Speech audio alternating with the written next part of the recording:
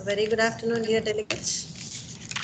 Welcome back to the day 5 of this online FDP sponsored by ATAL AICTE on artificial intelligence.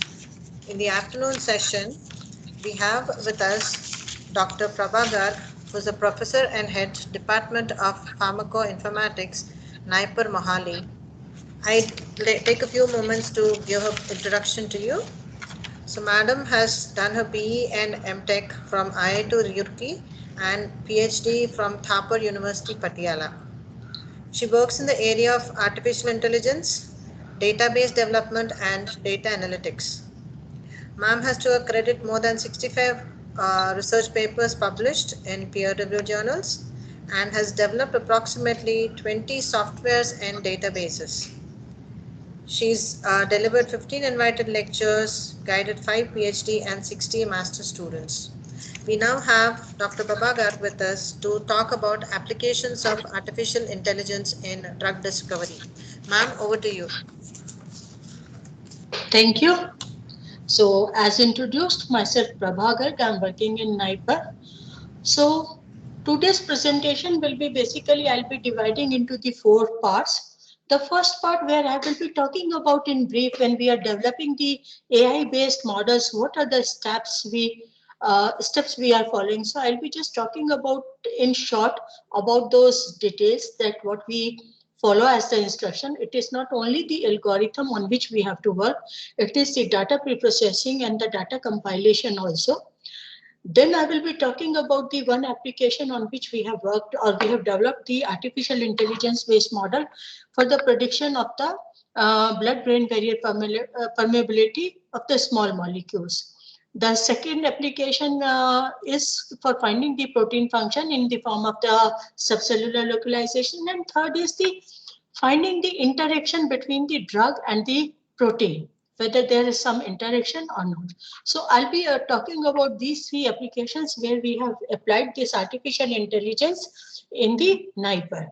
So to start with, when we are talking about the application of the artificial intelligence, let us talk about what is the intelligence we are talking about. So normally you compile the lots of data. So this data is comprised of the basic, unrefined, and generally unfiltered information. All of you are doing the using the e-commerce or maybe the banking or any other applications. So the each one of this transaction is basically the raw data, which does not give you any useful or the interpretable information. But when you compile all the transactions or all the information related to some application, it gives you the information. So information is much more refined data that has evolved to the point of being useful for some form of analysis. So when you compile the multiple raw data to extract some information or some interpretation of that, that is known as the information. When you further apply this, or the knowledge resides in the user, which happens only when the human experience and insight is applied to the data and the information. That is known as the knowledge. And intelligence is the application and integration of the knowledge. So when we are talking about the intelligence, which is the application and the integration of the knowledge, if this intelligence is applied through the machines, that is known as the artificial intelligence.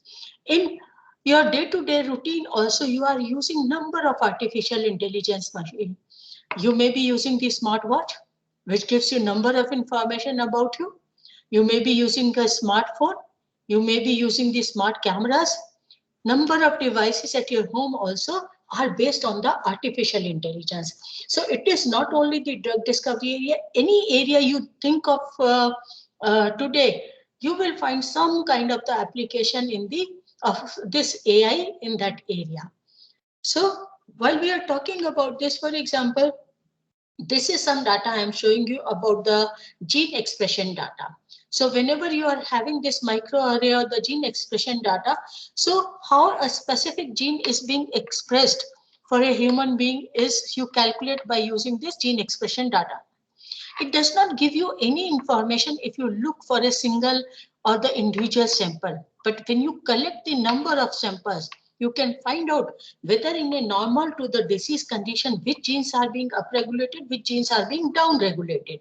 So that you compile this and then you find out the information. Okay, these genes are being showing some expression in the disease condition, whether upregulated or the downregulated.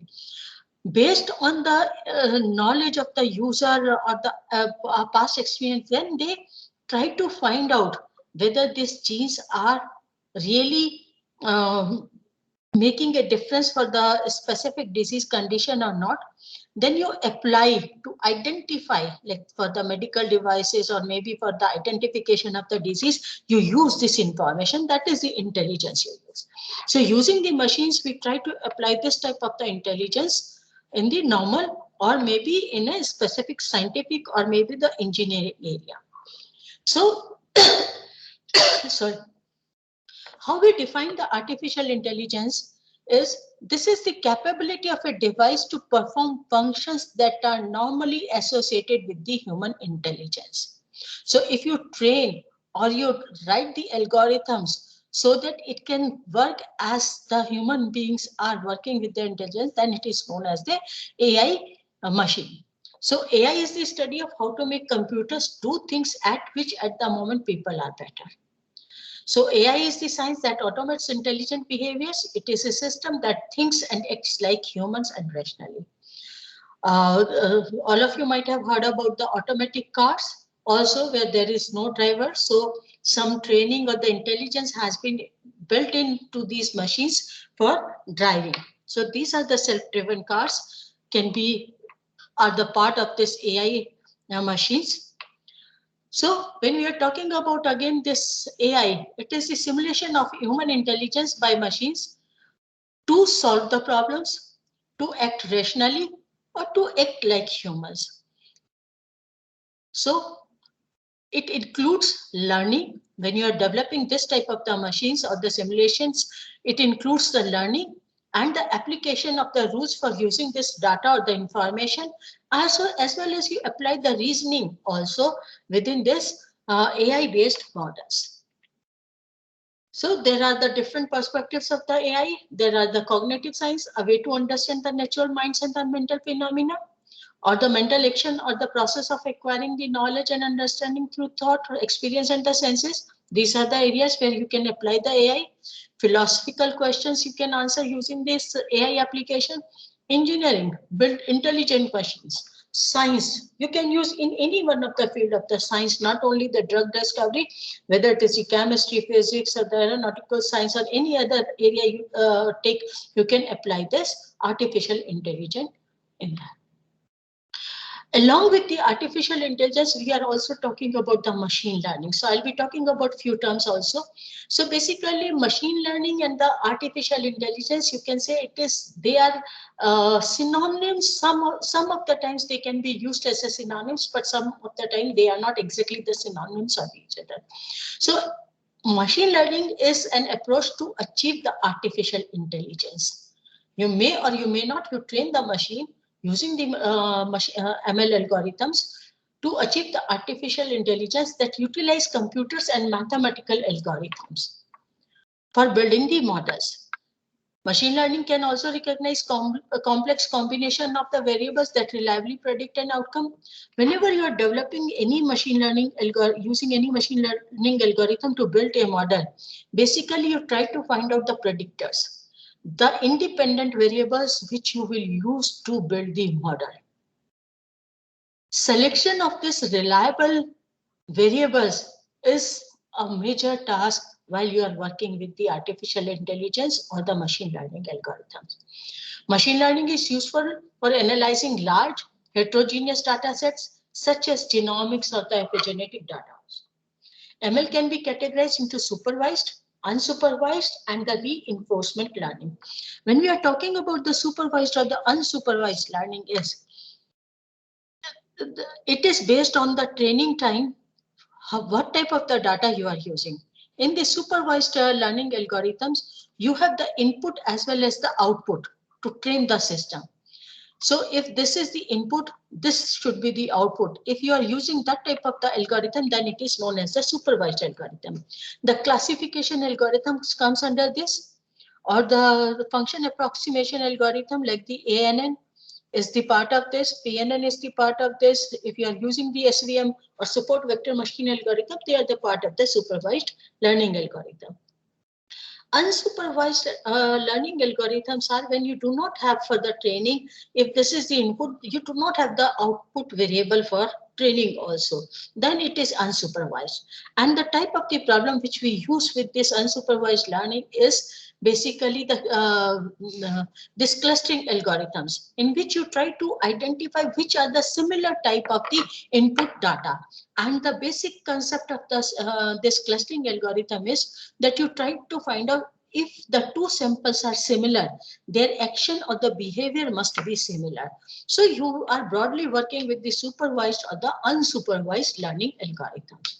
These are the steps which we follow when we are developing the AI-based algorithms or when we are working with the machine learning algorithm. First is the definition of the problem you work with. You have to define the domain of the problem or exactly what you are trying to find out. Unless until you are very specific what you want to predict, just 1 minute. When you want to predict, that is the problem you have to define. Based on the problem, you have to identify the required data. If your data is not covering your problem domain, so whatever the algorithm you use, whatever the data pre-processing you do, you are not going to achieve a good model. So the selection of the data which is covering the problem domain is again a very important task. The data which may not be relevant and the variables or the descriptors which you are selecting may not be relevant for the problem, then again you will not be able to develop the model. Then the pre-processing of the data is required. I'll be showing you some of the steps for the pre-processing. Then the division of the data set into the training, test, or maybe the validation data set. After dividing this data set, the algorithm selection is required, whether you want to do the classification, clustering, or the function approximation, then you train the model. This trained model, every time you try to evaluate with the, you evaluate with the test data set. And if this test data set is performing well on the developed model, you can say the model has been built. Otherwise not. But not necessarily, again, I'm just explaining, these are the developed model which are giving a specific accuracy. Every data point may not be predicted 100% correctly. So these are the model which are coming with some kind of the accuracy. Some errors are always there. Nowadays, you may be hearing the term the data science, which is the extraction of the actionable knowledge directly from the data through a process of discovery, hypothesis, and the analytical hypothesis. And when we are working about the data science, it is basically a combination of the multiple disciplines. You need the programming skills, you should know the statistics, you should know the algorithms, the domain expertise for which you are trying to do the analysis of the data. So in the data science modeling, or whenever you are saying the machine learning algorithms, or maybe in the case of the artificial intelligence based application, the most common type of the application you work is the scoring, predicting or estimating a numeric value such as a price or a probability. For example, you are trying to predict the IC50 value of the molecules. You are trying to give the scores that this is the IC50, 1 nanomolar, 2 nanomolar, or micromolar, or whatever be these values. Or all of you are scoring the marks in your subject. That is the kind of the algorithm we use for the in this scoring. The ranking.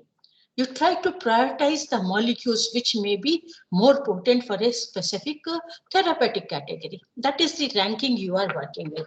Learning to order items by the preferences. If you see in your class also, the students are being given the ranks. Class, first, second, third, and like this. So similarly, you also prioritize the sample data. Whatever be the application you are working, maybe you are trying to find out a potent molecule for a specific target. Maybe you are trying to find out the most expressed gene in the gene expression data, or maybe you are trying to find out the function of a protein for a specific therapy. So these are the ranking methods. Another is the clustering, which I have told you that you are trying to find out or trying to group the similar data, input data. That is the clustering algorithm. Here you can use the k-means, the hierarchical clustering. The number of algorithms are there which can be used. Classification, when you decide if something belongs to one category or another. Like in the classes or the departments, you are being classified. The student belongs to this class or this class. Similarly, the input data you can define into the various classes. Finding the relations, that is the function approximation. You define ax square plus bx plus c is equal to some value. That is the function approximation. By using the input variables, you are trying to get some value for the output variable. Characterization is the general plotting and report generation from the data. You are trying to find out how this data looks like. Plotting maybe the histogram, maybe some bar chart, or maybe some XY plots to just check what type of the behavior or the what type of the data is there. So these are the few categories of the analysis we perform on the data, or we develop the model based on these criteria. In the data analytics also, basically we work with the 4 categories of the applications. The descriptive, what is happening? You do not try to analyze why it is happening, what is happening. Number of times you are hearing the polls on the TV. Maybe so, before the elections, you try to find out the poll results. That is what is happening. Any type of, say, the inventory control you want to find out, or maybe at the time of the this COVID, you are trying to find out that the number of patients are coming to this. So you're just saying that what is happening. You say that there is an increase in the number of patients in the hospital. You do not try to analyze why it is happening. That is known as the descriptive. When you try to find out or diagnose this, why is it happening, that is a diagnostic type of the applications you work with. Predictive analytics is when you try to predict if this is happening, what can be the action you have to take, or what will be the output or the interpretation of the data. Prescriptive is what you should do so that you can achieve a specific goal. So these are the another way of doing the data analysis in the 4 categories which we define.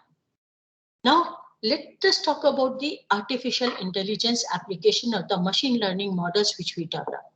So the first step, as I have given you in the data, what are the examples of the data you are having?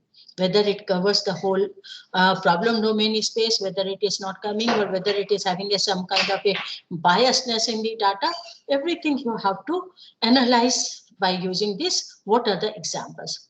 What characteristics distinguish the class examples? Which features you have to use? There are the number of softwares when you are having the molecules data for prediction of the IC50 value. You can convert them into the descriptors or the variables. Say molecular weight, maybe the polar surface area, maybe some C log P, or the other characteristics you can convert. So that is the example, the features or the variables or the descriptors which are relevant to a specific problem. Selection of those descriptor is again the important. Then you have to apply the algorithm, and then you have to do the validation of the data. So after you do the collection of the data, you have to do the data pre-processing. Before you apply the algorithm, the data pre-processing is required. So this data pre-processing is a data mining technique that involves transforming raw data into understandable format for further processing. Data pre-processing is used based on the maybe the data base driven applications, or in general all the data you have to pre-process before you apply the algorithm. In the data pre-processing also you have the number of steps. Data cleaning. When you collect the data, you will find out there is some of the noise in the data, some of the values are missing.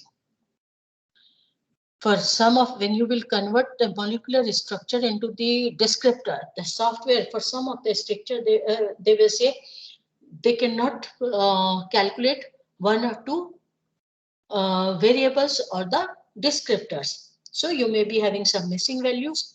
There may be some conflict of the evidences when you collect from the multiple sources. One molecule may be defined as the inhibitor, and from the another data set you may find it is a non-inhibitor. So there may be some conflicting evidences, there may be some kind of the other noise in the data that you have to handle before you start building the model. The data integration is the another step. While you are collecting the data, again I'm taking the example of this IC50. For some of the molecules, the IC50 may be, the value may be given in the IC50, in some of the, maybe the LD values or maybe some EC50. There may be the different formats on which that values have been given. So, but for building up the model, you have to bring them on the same platform. You cannot use the different representation to be used for the model building. You have to bring them into the same data representation. Then is the data transformation. The normalization of the data is required. In the normalization of the data, for example, when you are converting this molecule into the descriptor, the molecular weight may be having from 100 to say 6 or the 700 Dalton value, while the log P value may be say -342 say plus 2,3. So if you see, the range of the values for these two descriptors is very, very different. And if you will try to build the model without doing the data transformation or the normalization, the model will be biased with the values with the higher range of the. So all the descriptors or the variables you have to bring within the same range. Maybe you will convert them into -1 to 1, maybe 0 to 1, or maybe say -100 to 100, whatever be the normalization you want to do, you have to convert them into the same scale. Then only the data, this classification or the function approximation algorithm works better. Then is the data reduction. When you will use any one of the software to convert this structure into the descriptor, they will give you the thousands of the descriptor. And your data set size is maybe the 100 molecules. By using that, you want to build the model. You cannot build the model with the thousands of the descriptors and only 100 molecules data set. So the sample size is 100 while the variables are thousands. So selection of the relevant descriptor is the part of the data reduction. The another data reduction is done based on the training and the test data set. You have to divide this whole data set into minimum two parts. One is the training, another is the test data set. So once on one set you are trying to build the model, from another set you will validate the model. So the data reduction is the again the part of the data preprocessing. Data discretization you have to perform. For example, you are working for the patient data, for building some of the model on the patient data. The age of the patient.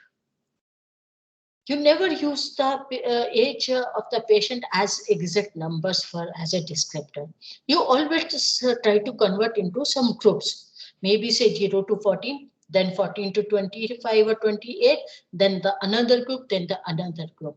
So depending upon the application and the type of the descriptor you are using, sometimes you have to convert them into the specific, this data discretization you have to do, or you have to reduce it to the few values. So when you have to do the data cleaning, for example, if you are having some of the missing values for some of the descriptors, one is you can ignore those rows or the data samples. Another is you can ignore that specific descriptors, but only out of say thousands of the samples you are having the missing value for 2 or 3 samples. Whether it is good to remove the rows or whether it is good to remove the columns. That depends upon the algorithm problem you are working. And sometimes you try with both the options and then you make the final decision with which model is giving you the better output. The another way of, rather than you remove these rows or the columns, you try to fill these values by the mean value of the same class of the data, or maybe the median value. So again, in the artificial intelligence, the expertise of the person or the experience of the person makes lots of difference how the problem is being solved or being handled. It is not as simply that you insert the data, use some software and try to build the model. So any one of the decision may be taken. That depends upon the problem and the data size and the what type of the values are missing, whether it is important or not. Sometimes you have a pre-knowledge also that maybe the C-log-P is very important for a specific application. So you cannot remove this descriptor for the model building. You may be removing the rows, or maybe you are trying to fill this value. In the data cleaning also, the outliers. Some of the descriptors are having a very, very significantly different value than the other observation. So normally they are being taken as the outliers. Outliers will make the biasness in the model, and you will not be able to get the good model with the outliers. But it is not always that these samples which are having a significantly different values, they are the outliers. They may be having a novelty in the data. They may be giving you some another information which may exist in the data. So again, it requires the analysis of the data, whether they are simply the outliers you have to remove before the model building, or whether it is showing some type of the novelty also in the data. So when in the data transformation or the normalization, there are the various methods which are available. The min-max scale, where you convert the value between the x minimum to the x maximum for each descriptor. There may be the decimal scaling, where you are converting between the 0 to 1, all the values, or maybe 0 to 100, whatever be the range, by simply dividing each descriptor value with the 10 raised to the power k. Or maybe you are using the z-score method, x minus mean divided by the standard deviation.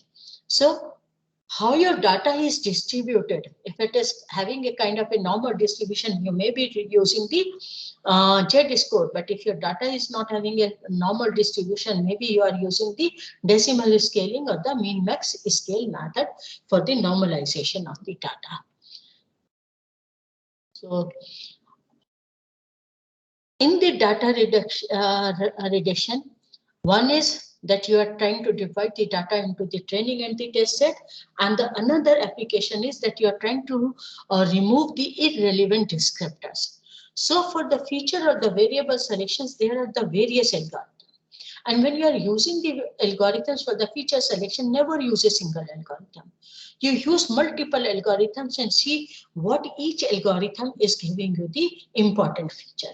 None of the algorithm you can say it is the best or this is the final result which case. So you have to use the multiple algorithms and see what is the common attributes are being given. And sometimes you have to use the hit and trial method by using the permutation combination of the list of the descriptors given by this algorithm. So the algorithms which are being used, like using the filter methods, maybe you are using the percent correlation method where you're trying to find out the correlation, or maybe the LDA or the linear discriminant method, ANOVA or the chi-square. I'm not going into the detail of these algorithms. You may be studying in your statistics or maybe somewhere else. But these are the methods which you can use as a part of the filter method. Or in the feature selection, there is another category which is used as the wrapper method. Now in the wrapper method, you train the model with each iteration before adding or removing a descriptor into the final selection. Again, in this, you have the forward feature selection, backward feature elimination, or the recursive feature elimination, or maybe the Borota algorithm. So there are the number of algorithms which you use for the feature selection or for the final elimination of the irrelevant descriptors. So whether you use the forward selection or there's a backward elimination algorithm, again I'm repeating that you should not use a single algorithm for the feature selection, because if you have not selected the correct set of the features, your model will never give you the good accuracy. That is the big. So these are some of the algorithms which you can use. I'm not going into the details of this. Then the last step is when you have built the model, you have to do the validation. For doing the validation, also there are the number of ways you have to do the validation. Not simply training set and the test set. When you are dividing the data set, On one set, you are building the model. Maybe sometimes you divide into the 70-30 ratio or maybe the 80-20 ratio, again, depending upon the size of the data set. So this test set you try to use for the validation of the model. Because whenever you are trying to use any one of the algorithm for this AI or the machine learning algorithm, few parameters you have to optimize. For example, if you are using a KNN algorithm, K nearest neighbor, in the K nearest neighbor, the value of the K, how many neighbors? Maybe you people are not aware of this KNN algorithm. So this is the algorithm which we use for the classification, and we try to find out the new sample data is near to which already known sample. So K is the value which we define how many nearest neighbor we are going to consider. And for finding out the nearest neighbor, we use the distance metric also, whether it is a Euclidean or a Manhattan or a cosine, which metric you are using for the distance also. So with each algorithm, few parameters you have to optimize in machine learning algorithm or in the artificial intelligence algorithm. For example, if you are using the artificial neural network, there the number of layers you use, the number of hidden layers, and the number of neurons in each layer you have to optimize. Every algorithm, one or the two or few variables you have to optimize. So with all these variations, you have to check with the test data set and the other method, which gives you the optimum value for these variables. So for doing the performance estimation or for the data validation, you try to use this data validation method. Now in the data validation method, one I have given you that you use the training and the test set. While you are optimizing this parameter, you try to build the model. If you do not use this test data set, there will be always overfitting on this data set. So you try to find out at each iteration what is the performance of the test data set. Based on that, you try to find out the stopping point for the optimization of these variables. The other method which we used is the k-fold cross-validation or the leave one out cross-validation. In the k-fold validation, what is being done? That whole data is divided into the k-folds or in the k parts. K is normally taken as the 5-fold or the 10-fold cross-validation. Now in the cross-validation, if for example, if we are talking about the 5-fold cross-validation, data is divided into the 5 subgroups. What is done in this, 4 subgroups are used for training of the model and the 5th group is used for the test set. Then in the next iteration, you will include this test set or the one sub data set into the training and the another one you will remove. So in the 5 iteration, every time one subset will be used as the test set and the remaining 4 are used for the development of the model. And the average accuracy from all these 5 models which are built, that is being defined as the 5-fold cross-validation. So again, you are not working with only the training and test data set. You are also doing the 5 or the 10-fold cross-validation also on your data set before you say your model is good to predict the value. Again, you will also work with the leave one out cross-validation. Why the leave one out cross-validation is performed? Sometimes maybe some outlier is there or maybe some kind of a biasness with a one sample which may be affecting the performance of the whole model. Maybe it is just improving the parameter, say the R square, or it may be reducing this value to a very low value. So you just use the leave one out method and see whether the this cross-validation is giving you the good results. Another method is used as the wide randomization method also. Wide randomization method means with the input variable, you will just jumble the values or you will just rearrange or randomly give the output value and then you try to build the model. And again, if your model is giving the good result, means it is a by chance model has been developed. So you do not believe on the model or the features of the data set which you have used for the model building. So the wide randomization, leave one out, or the 5-fold or the 10-fold cross validation, and this training test and the external test validation is required. And if your model is giving the good performance parameters based on all these validation methods, then you say your model is built and it can be used.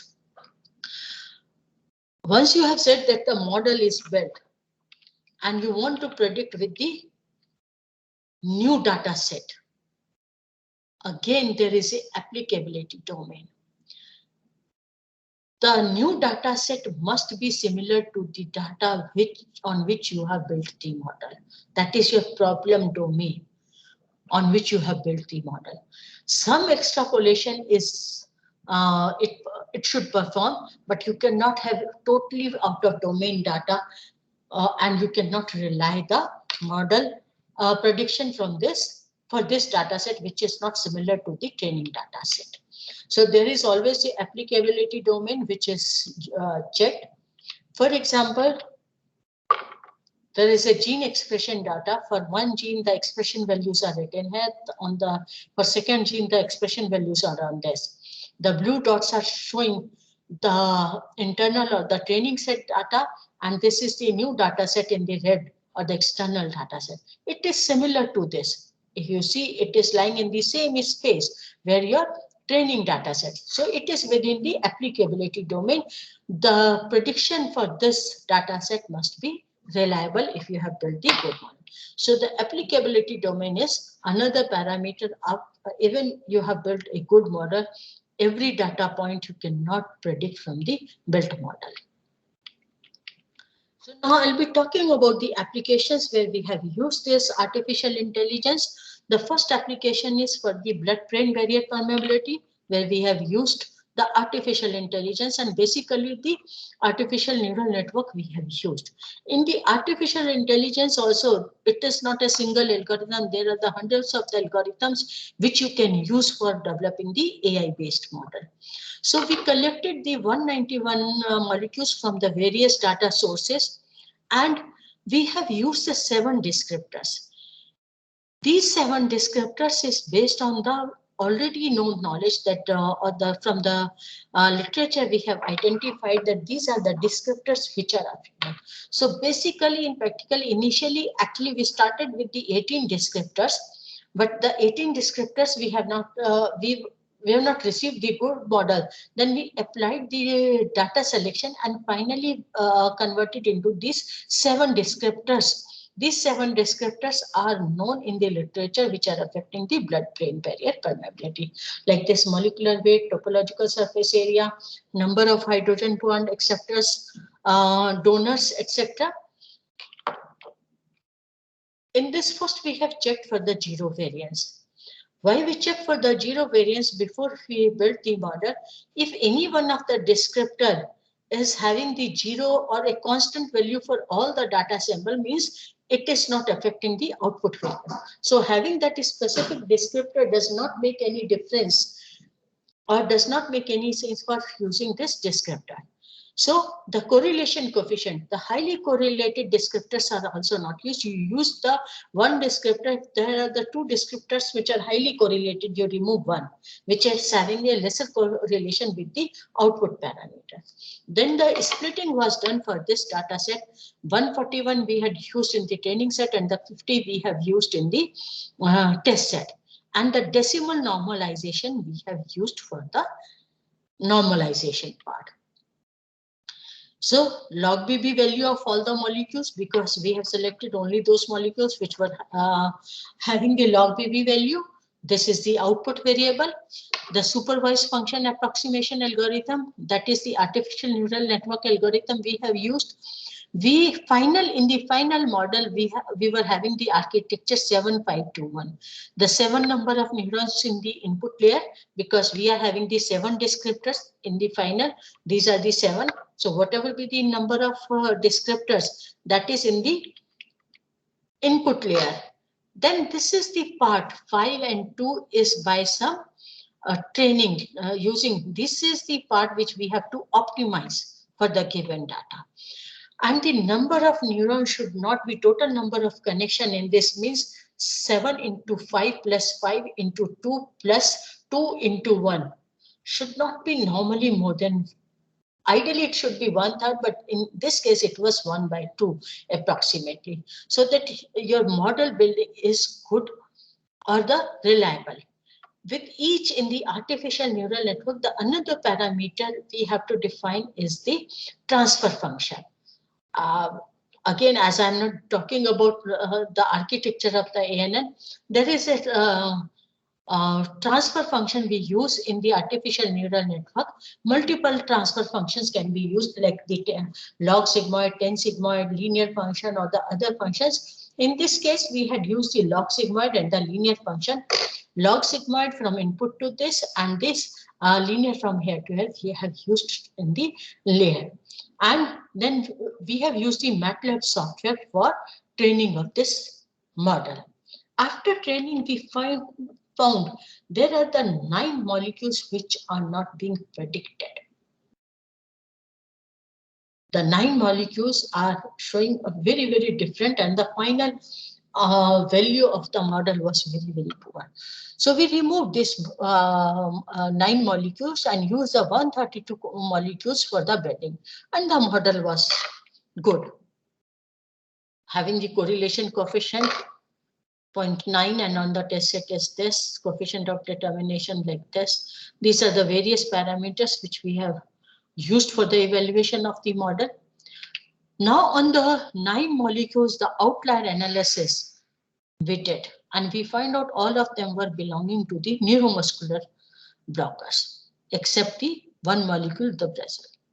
So they are from the 1, and if we were seeing their output value, the log BB value, that was very, very low or totally out of the range with the remaining molecules, where they were having a proximity up to -5 or 6 to the +5 or 6. They were having a very different values. Then we checked their input variables values. We have to analyze why they are showing this type of the very low log BB value. We checked either some of the molecules are having the slightly higher molecular weight, or their C log P values are low. So they are not able to cross the blood-brain barrier. For this molecule, Narkiron, we find out there is a PGP. It is a efflux transporter. This value for these 4 molecules is very high. So even if their rest of the properties are comparatively good, which is for a permeable molecule you need, based on the literature, these 4 molecules, when we have analyzed and identified, their PGP value is very high. So from the passive transmission, like they are being effluxed by the PGP. So the final log BB value, how much quantity of these molecules can cross the blood-brain barrier is very, very low. So even if you are finding that some of the molecules are the outliers, you have to analyze why they are outliers. It is not simply you just remove and try to get the very good R square and the other validation parameters and just do the analysis. So after doing the analysis, we remove because they are not the category of the molecules, and simply by just seeing these parameters, we can identify it and develop. So after this, the final model, which was developed with the 132 molecules, we finalized that.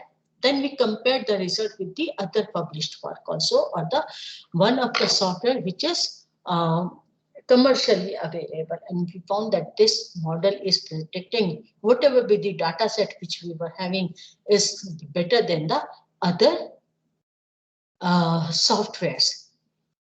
In this work, we have further worked on this, though I'm not having the data for that. We found that the efflux is making, or these efflux transporters are making a difference in the log BB value. Then we use the BCRP, the another efflux parameter for the prediction. It has improved the value, and the MRP one also. That is another efflux transporter.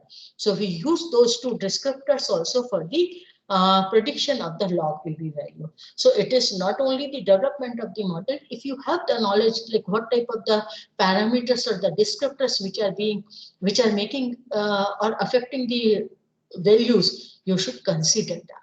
So this is how we worked on the log PV variable, and finally we published this paper in the JCI. The another work which we have done on the subcellular localization prediction.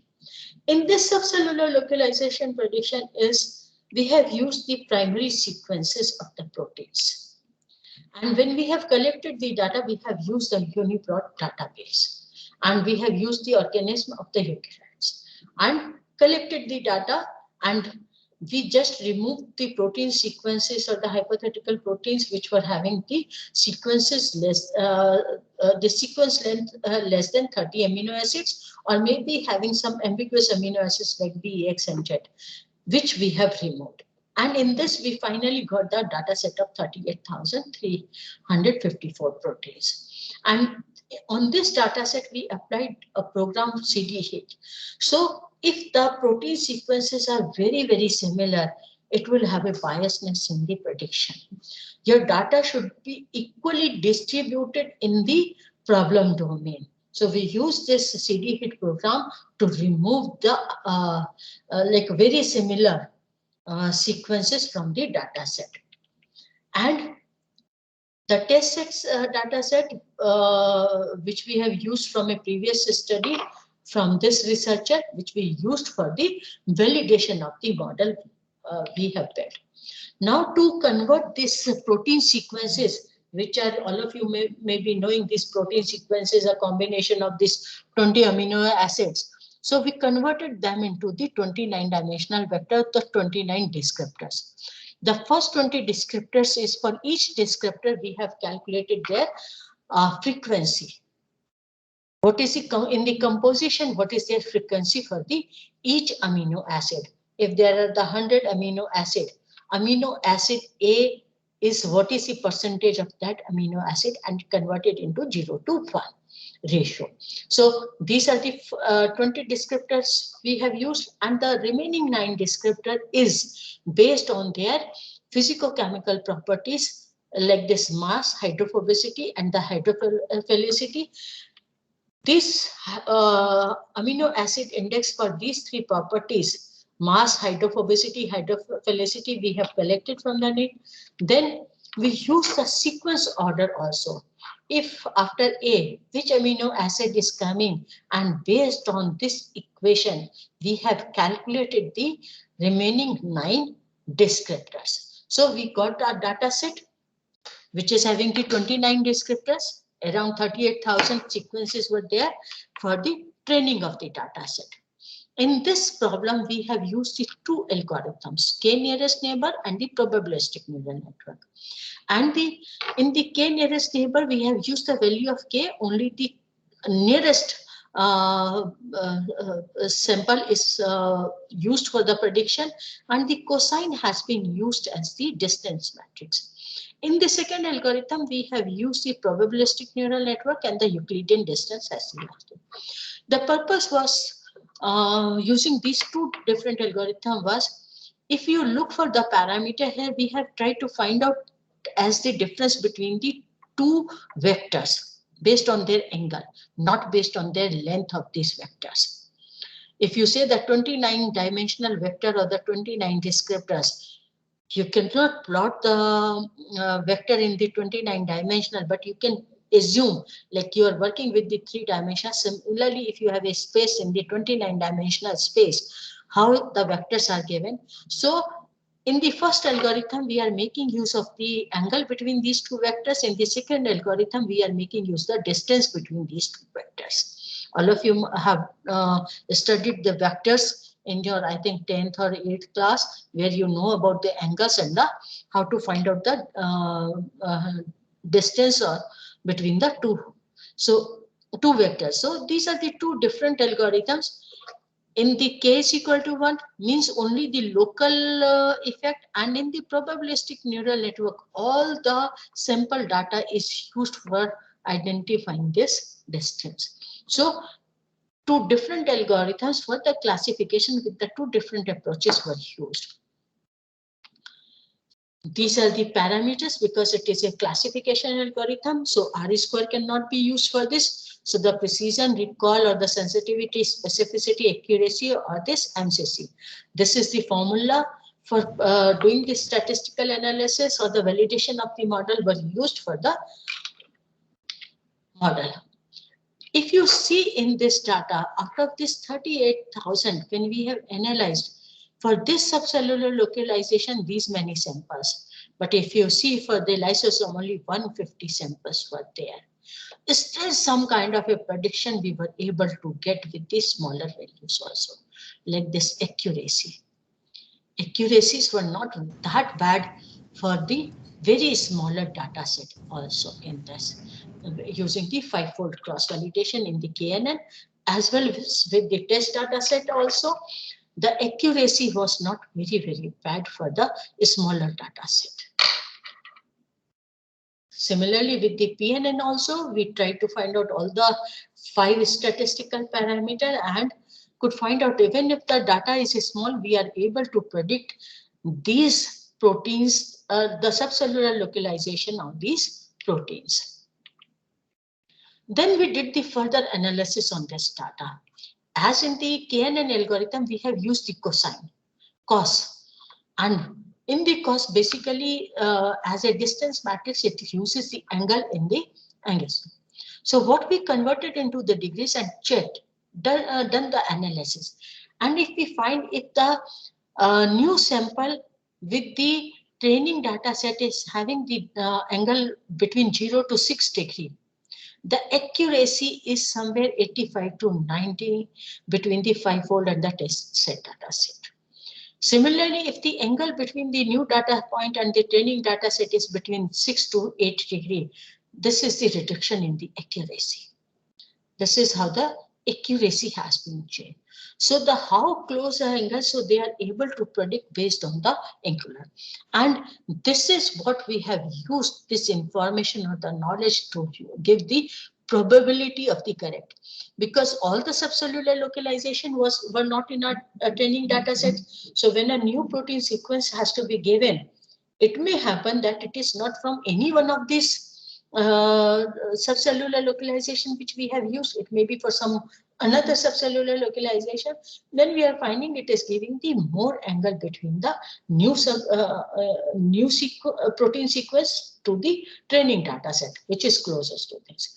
So which was used to give the probability of the correct predictions in the paper. And this again we published in the in silico biology. This paper was published. So how we have given, if KNN and the PNN are both predicting the same subcellular localization, this is the probability has been assigned. If they are giving this and the angle is between this is the probability. This is the way then we have defined. So there is no method by which you can define that this is how you have to apply. The analysis of the data is required while you are working with the artificial intelligence, and the prediction and the inferences you have to identify. Initially, this model was developed on the single subcellular localization. Then we extended this on the multiple subcellular localization, the same thing.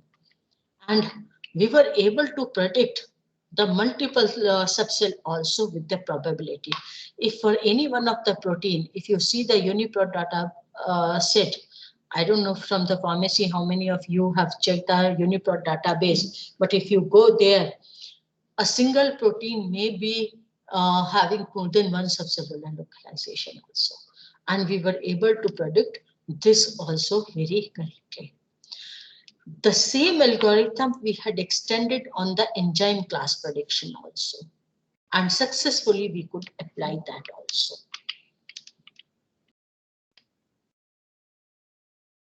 The third application where we have used the artificial intelligence also is the drug target interaction.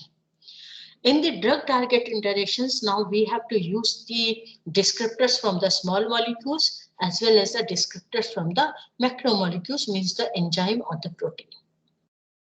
So the descriptors from both molecules have been used and known as the proteochemometric algorithm approach in this.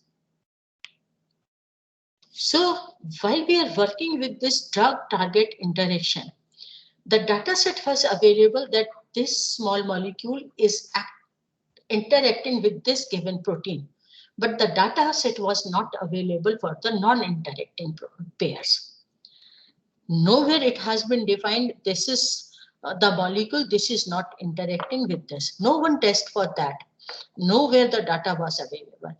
But while we are working for the classification whether this drug target interaction is existing or not existing, we need the negative data set also. If you have only the positive, then how to identify when the drug and the targets are not interacting?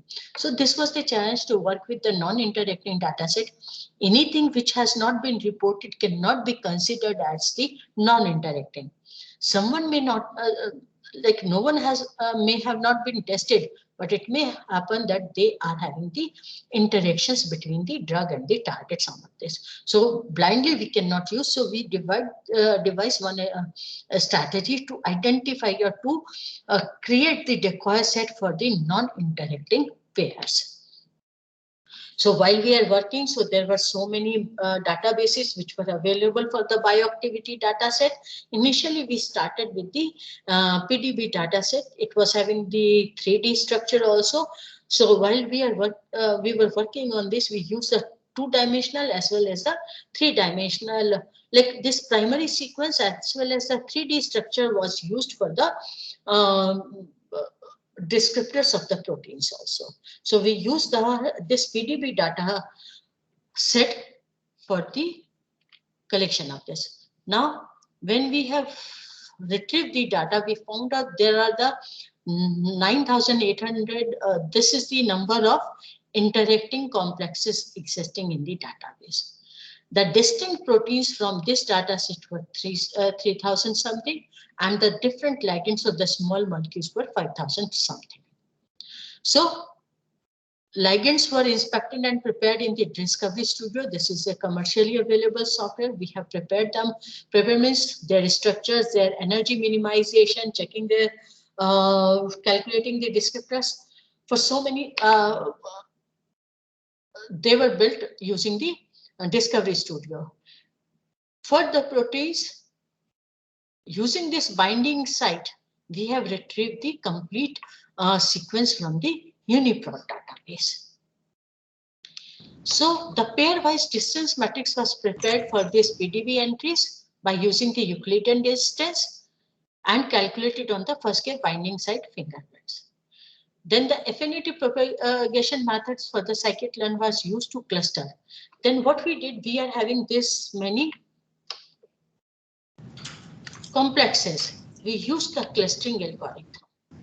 And in any one of the cluster, if we are having less than 10 entries, we remove those entries. Used only those clusters for the predictions which are having more than 10 entries. We'll be finishing in 10 minutes. So the final data set for this were having the 3063 complexes with these many different targets and the 2040 different ligands. Then did the analysis, how these proteins were distributed among the various species. So we did the analysis, how they are having the enzyme class or the function, this EC numbers, their distribution among the various classes of the functions have been done. The resolution on the crystals were also done the analysis on this. Then we have also used the external data set.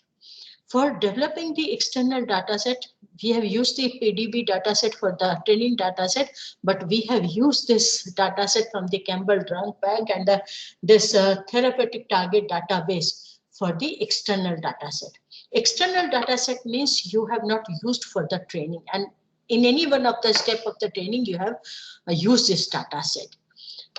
We have, while we are retrieving the data set, this is the range of the small molecules, molecular weight has been taken care, and we have also used the attenuator similarity coefficient with the training ligands also. Extrapolation is done, but not to beyond a limit. So 0.8 nanometer similarity has been maintained while we are retrieving the small molecules with this. And only those targets were used or will be used in this which we were having in the training data set. Now for generating the negative data set, randomly has not been selected. So what has been done in the training data set? For the training data set, it is for the chemical nanometer similarity has been checked less than 0. They have to be very dissimilar from the positive data set. Then only they may not be interacting, but their physicochemical properties must be similar to the training data set. Physicochemical properties means their molecular weight, their log p values, and the number of hydrogen bonds. So their physicochemical properties were similar to the training data set. So this is the criteria which we have used for the selection. Now, even after selecting, we have combined them the random with the proteins in the training data set. Then we have used the weighted SVM model. SVM is a machine learning algorithm for the classification which was used. The positive instances which we have collected from the database were given the more weight, and this randomly or created the decoy set were given the less weight, and built the SVM model. If any one of this negative instance which we have created were being predicted as positive, that were removed from the negative data set. And we have repeated this number of times, and finally we have generated the negative set. And using both this now, the positive and the negative data set, the descriptors, sequence-based descriptors, these many from this Prophet web server, the structure-based descriptor using this software were this many, and the Morgan fingerprints for the ligands using the AICTE were these many. This is the total list of the descriptors which was used for the model building. Use the SVM, RF, and KNN algorithm. Again, for the SVM, the C and gamma were optimized. For the random forest, the number of M-trie or the number and the number of decision trees were optimized. For the KNN, the value of K and the nearest neighbor, the distance matrix function was optimized. And finally, we could use the model with the different permutation combinations. These were the accuracy, and we found out there is no idea of using the 3D structure descriptors over the primary protein sequences, because it is much more easy to retrieve those protein sequences and converting into the descriptors. Then further we did the analysis on the natural products which are available for the cancer. So we predicted the targets for this Nedrolone for this drug, and find out these are the proteins with this score, the probability score, and this is the docking score. We identified the targets for this. All predicted targets for this belongs to the Homo sapiens and have been reported to play an important role in the cancer pathogens. So this is a natural product for the cancer, and we find out the targets for this and which we identify. So it is giving a more reliability of the model developed. Then not only for this, then we have used this protein, and we have identified that these are the drugs which are binding with this probability, and this is the docking score by which. So these are the predictions which were done.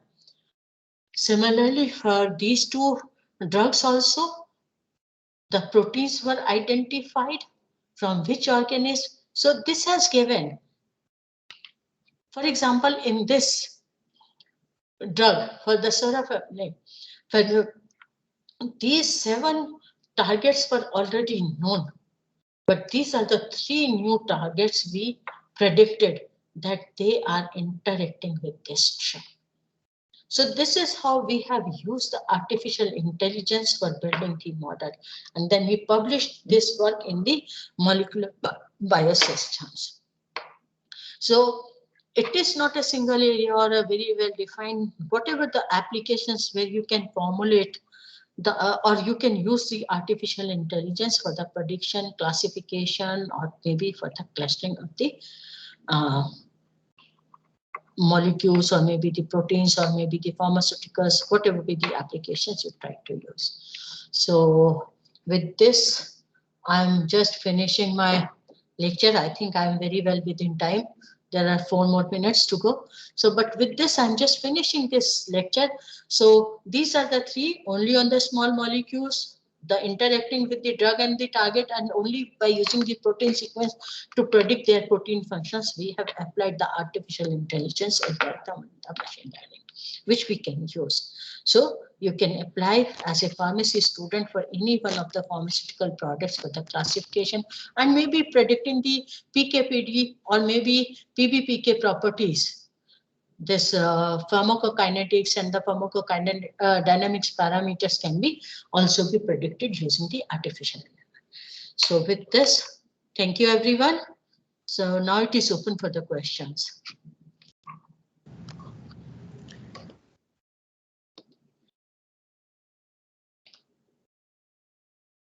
Any question?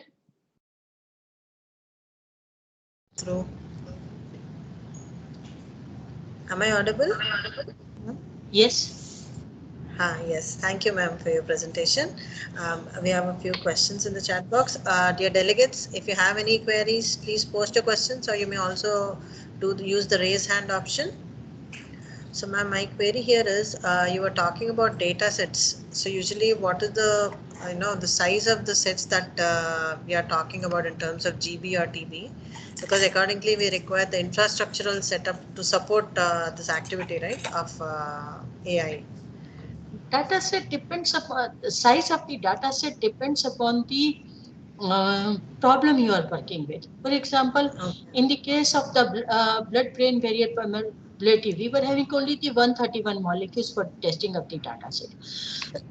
But the molecules, the similar type of the molecules we will be able to predict, not very, very different. But in the case of the drug target interactions, we are having in the lakhs of the molecules. Training set was in the around 38,000 or something, but the Thousands, yes. external set which we have used, which was in the lakhs of the molecules, because the number of proteins which are available and which covers the problem domain is very large. So that depends upon the size of, I mean, that is the way we define the size of the Yeah, data. based on the project objective that we are talking Yes, about. and the availability of the data. But only thing we have to say is there should not be biasness. Very, very similar type of the data if we are using, which is not having a variation in the input data, it will create a biased application. I think there is one more question. Is it mandatory to test using negative data set? The problem which I have shown you is for the classification, true or the false. When we say between the small molecule and the large molecule or the macromolecule, whether the interaction exists or not. So when we are to training, we have to have a negative data set. Okay. Like in the subcellular localization, we are trying to classify into the say 16 subcellular localization. There is no negative data set. Based on the angle, then we try to find out if we are having a new protein which is not having any one of the subcellular localization, how we are going to identify. Otherwise, it will predict Yes. one of these subcell. So we tried to we did the analysis based on the angle, that if the angle is more than this, between this, the probability is less than a given limit. So it is not from any one of this subset. Okay, ma'am, now since this point has come, I think we had this Nobel Prize being awarded for this discovery of piezo receptor, right, ma'am? So if somebody has to Yes. start working on this, there is no data availability. I mean, as of now, I'm not sure. I can't comment on that. But if we have to begin it, so do you say that we have very less information to take tasks regarding that? Somewhere we have to start. So, but initially, I mean, you cannot start without having some data. Initially, you have to have some knowledge. Maybe if you are having that, always gives you a better platform to start with. And the quality of the data, slowly it improves. Once the any one of the area starts, initially you may be having the 100 samples. Maybe the people start working, then you may be having Hmm. the 150. So it is a kind of a cycle. You Yes. build the model, what is available, then you keep on improving the model based on the availability of the data. Yeah, I think so. Wherever the data banks are being updated, from there we have to collect and start Yes. proceeding with the work. So yes, it is always the cycle. You keep on updating, or you can improve the model. Interesting, ma'am. So we have one more question here. If design molecules comes with an applicability domain, then can we proceed for synthesis of that? Yes, if you believe on the model developed, you have validated thoroughly. We tried. Like in one of the applications, we have used the approved drugs for the repurposing of the drugs for the Alzheimer. And we have done the testing also. We got the good results also with the repurposed drugs. So, I mean, you have to have the faith in the developed model. And whether it is validated properly, because you are saying that the design molecule is within the applicability domain, yes. Ideally, it should, but these are the prediction which can never be 100% correct.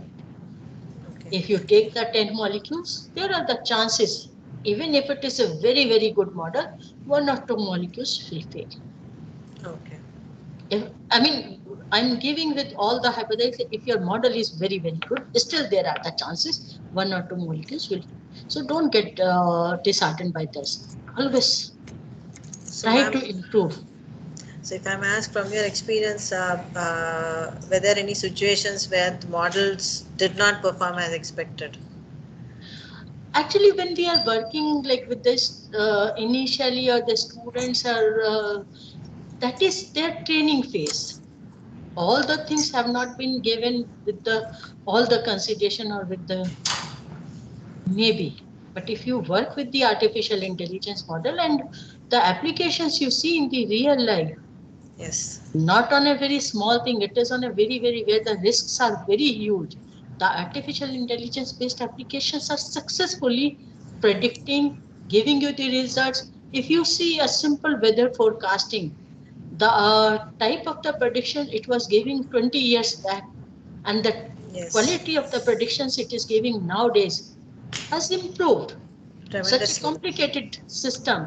The people may say in a very simple word, oh, it doesn't predict. But you see the complicacy of the whole system. So it is improving day by day. Yes, yes. Thank you, ma'am. So, any more questions from the delegates?